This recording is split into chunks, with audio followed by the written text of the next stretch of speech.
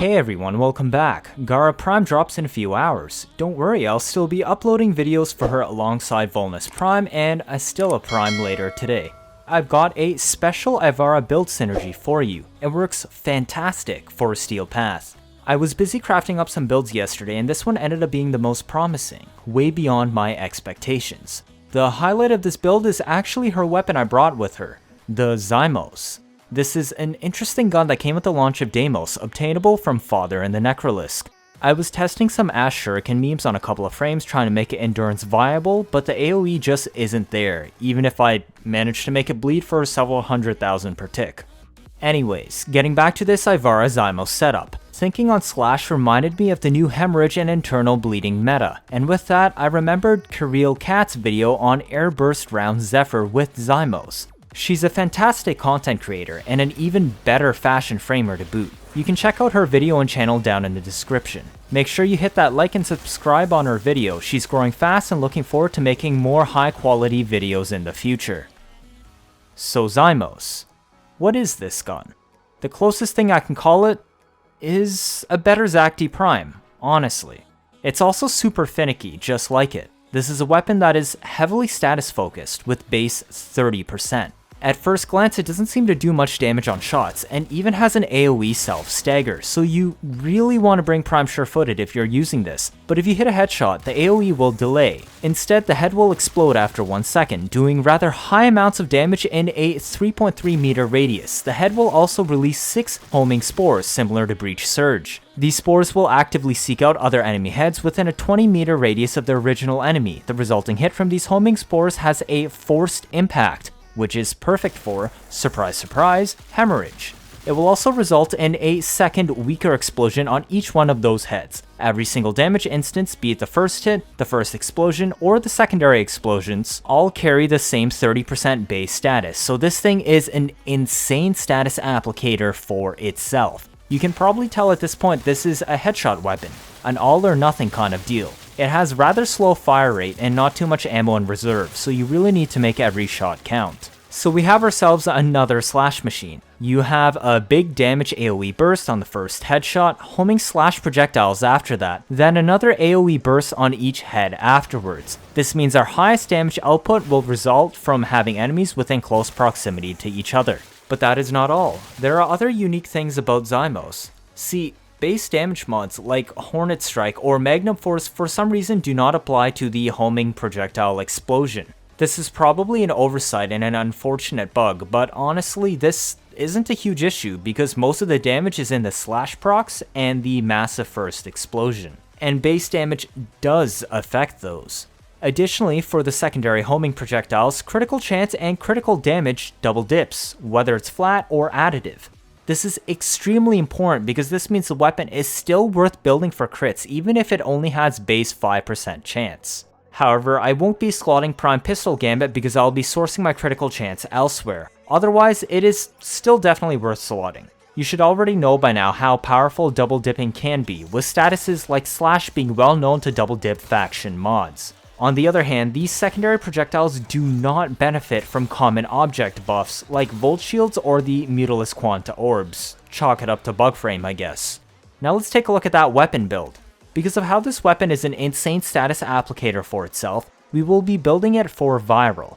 We are also slotting on Hemorrhage due to the force slash on these secondary projectiles. This way we will easily cap out the viral procs, especially if you clump the enemies together, letting you take full advantage of the slash DOTs. Each primary projectile that hits a head will produce 6 spores, so multi-shot is extremely important as well on the build. That's why we're running both Barrel Diffusion and Lethal Torrent. If you had a Riven, the optimal stats are probably critical damage and multi-shot, which we could slot over Lethal Torrent. We will be sourcing our critical chance elsewhere, so we're only bringing Prime Target Cracker. This already double dips to a 5.29x multiplier as is. Of course, we cannot forget our base damage, as this will be fueling all the hits except a small secondary explosion. Finally, our flex slot is a primed expel, but you will soon see this isn't absolutely necessary. If you don't want to alternate between Banes for all the different mission types in the slot, I would advise Prime Fulmination instead for hitting more enemies, reducing falloff within the previous radius. Lethal Momentum is entirely optional, but makes hitting distant headshots a bit easier.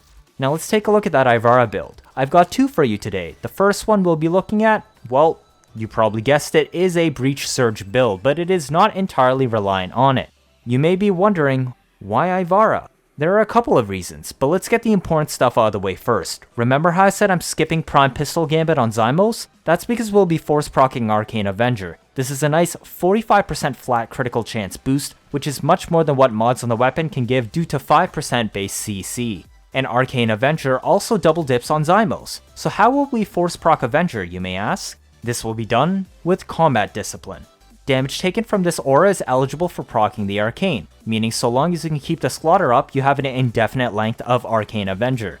Because of how destructive this build is, we're actually running a rank 0 Combat Discipline. This keeps the self damage low enough that we won't kill ourselves. A rank 5 Combat Discipline takes out 10 HP per kill, easily killing us after 23 enemies. Rank 0 will instead take 226 enemies before we die on this build, which can easily be out-healed. If you want to rank it up to 1 pip though for the 2 extra mod points, feel free to do so. I wouldn't rank it past that though for this purpose. For our second Arcane, the natural option is Arcane Precision, because we'll generally only be shooting once to clear entire crowds. We don't need too much strength, because Breach Surge is busted. I've opted for these specific levels of Blind Rage and Fleeting Expertise so that we're still above 200% strength, while maintaining high efficiency. This lets us use our skills a little more easily without much issue and not having to rely and equip an Arcane Energize. This build is also supplemented by Zeneric because it is not reliant on melee or Naramon. We're also slotting a bit of range to get more coverage from Breach Surge as I find the base range a little bit small. Adaptation can be replaced with Rolling Guard as needed. This should be followed up by a cast of Breach Surge if your shield breaks. But Prowl exists and is another way out of trouble as well. You can combo this with Operator Arcanes like Magus Lockdown 2 if you so choose. Magus Elevate will also be nice to instantly top up to 100% health if Combat Discipline is making too much of a dent. Vigor Swap is self-explanatory for Zymos. Strength is super duper important on this build because it scales into every single ability on this kit, although we probably won't be using Navigator because Breach Surge is already more than enough and easier to use honestly. Strength also buffs the critical damage bonus from her dash wire with the Empowered Quiver Augment. Remember, crit stats double dip on Zymos, so getting a 207% bonus crit damage on the wire is a massive increase to her damage. There is no real limit to her dash wire, so feel free to put them all over the map in each room as you choose. Because we're always aiming for heads, Prowl is also an optional choice, which can further boost your headshot damage, but this is probably the weakest buff of the three, so it's more so just a quality of life utility to avoid damage. Finally, Breach Surge's damage multiplier also scales with strength and will scale off both the original shot against the first enemy and Zymos' crit boosted secondary projectiles on surrounding targets. To accompany this build, we will also be bringing an Adarza Kavat built for survivability with Cat's Eye. This isn't mandatory as the build is already fully functional without even needing an Adarza by just force proccing Avenger, but it is a nice complement and gives quite consistent orange and red crits when both are present. Make sure to bring a primary or a melee so you can actually proc Vigorous Swap. Again, this proc is also non-mandatory as you do already have Hornet Strike and Arcane Precision already. So let's try it out. I'm going to spawn these level 150 Drakkar Manic Bombards. These are currently the toughest enemies in the game you can normally encounter and are on par with the Exo Gokstad officers from Railjack. They have different armor type weaknesses, but this is irrelevant here because we're building for Viral and Slash. We have a lot of options, but what you will find in every scenario is you should have a crit buff active, usually Arcane Avenger. Because you have to manually spawn enemies in Simulacrum, this is very difficult to test, so instead I will simulate Arcane Avenger by using Cat's Eye. Arcane Precision is also a natural proc because Zymos requires headshots anyways. Beyond that, you should have Vigorous Swap, but this isn't mandatory. It can also easily proc by just fluidly moving between any random melee or a primary weapon and Zymos. So let's baseline with just Cat's Eye, Arcane Precision, and Vigor Swap. Well, would you look at that? And this is just the start of the damage party. It already shreds. So now let's add in the dash wire on top of these buffs.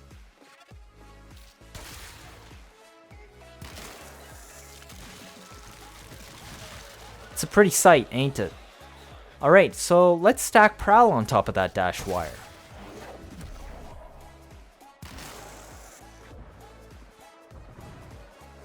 Slight increase, crazy. How about Prowl alone?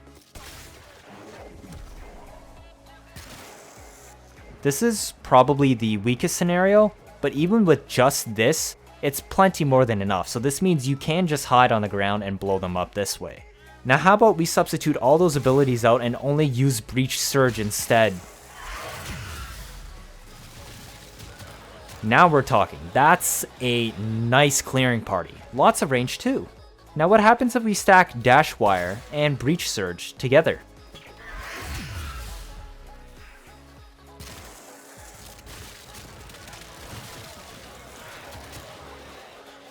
How about Dash Wire, Breach Surge, and Prowl?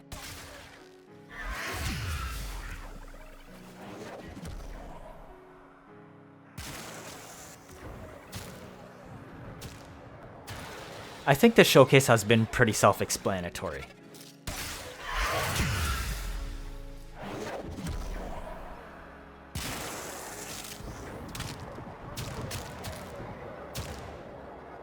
Alright, let's move on to the second build. It has a different helmet and slightly different mods. This time we're going to be using Ensnare. This groups the enemies closer together for better crowd clearing.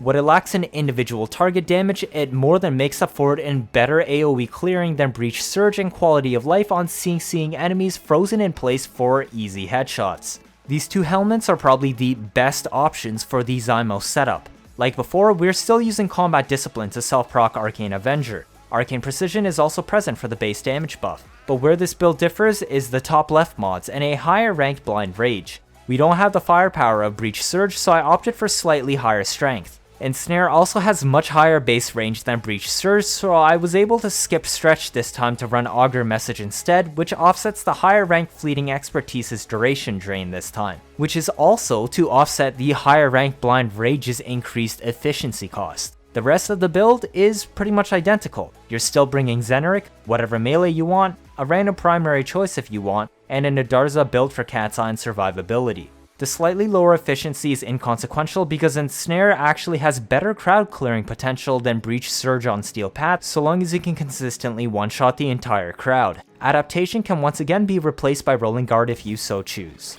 Once again, let's spawn the level 150 Drakkar Manic Bombards. We're going to baseline test with just Cat's Eye, Arcane Precision, and Vigorous Swap again.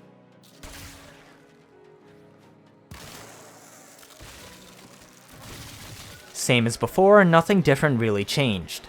Now let's look at the tests that are different than the first build. Let's try just Ensnare added.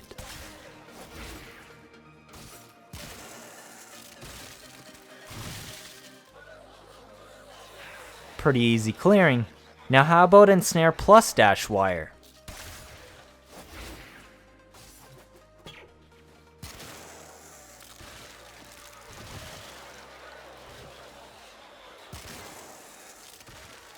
And finally, Ensnare Dash Wire with Prowl.